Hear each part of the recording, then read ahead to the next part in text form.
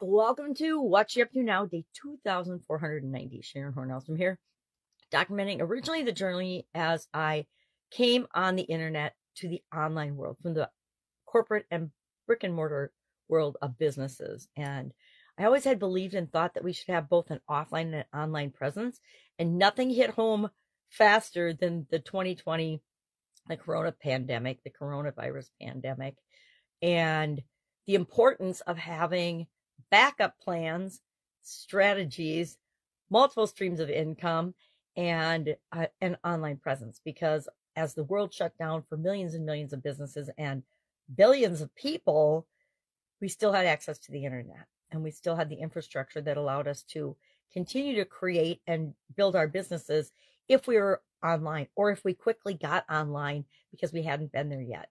And it was an incredible time for change and testing and finding out, and this hurts people's feelings, but who is really serious about their business and willing to figure it out and move and grow and expand and do things differently, and who wasn't. If you weren't a protected business or a protected essential industry, your business was immediately shut down. And for millions of businesses, that was the end of their existence.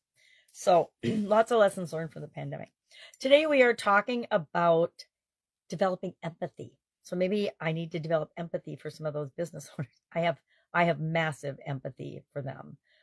Been there, done that, had to let businesses go. It's a challenge, but sometimes it is, or divisions of businesses go. Sometimes it is the best long-term solution for what it is that you're trying to create in the world. So today we're using a new tool. I haven't used it before, called the Empathy Map Canvas. So of course, like anybody else, when I hear about something new, I Google it, and then I find images of it, and I look at it, and I learn from it, and I test and tweak it out for myself. So that's what I'll be doing today. I don't know why, but I haven't been able to figure out how to print from my phone to my printer. So I'll have to do it on my computer. But I shared just one example of an empathy map canvas in the comments below on several of my pages and groups, so that people have access to it. Otherwise, you just Google it, you find one, you print it out yourself, and then you actually do the exercise today.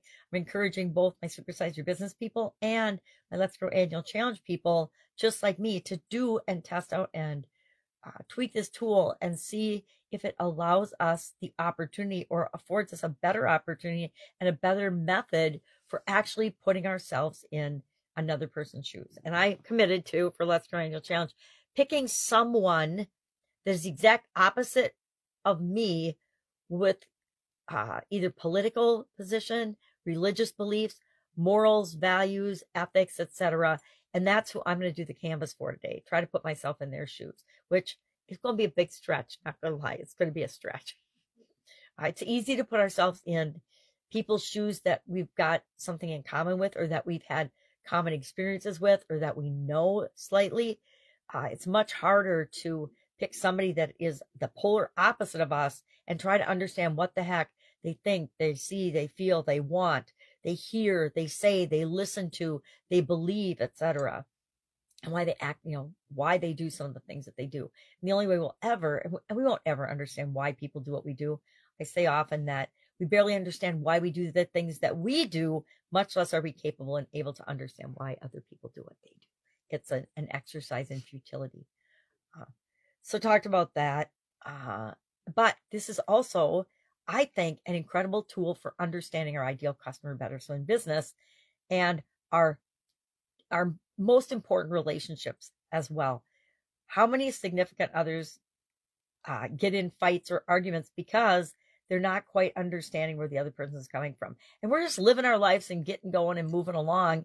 And we forget, as we're busy and stressful things come up, to put ourselves in the other person's shoes and understand where they're coming from. So I'm going to get better at that. I'm going to actually maybe try it on my granddaughters today and try to understand where and how a 3-year-old and a 1.5-year-old, almost 2-year-old and 4-year-old think, and see if I am not a little more patient and creative with them then. All right, if I can help you anyway, ask. Otherwise, have an awesome day. I'm going to sip some more coffee and get about my business. If I can help you anyway, ask. Otherwise, I'll be with you tomorrow.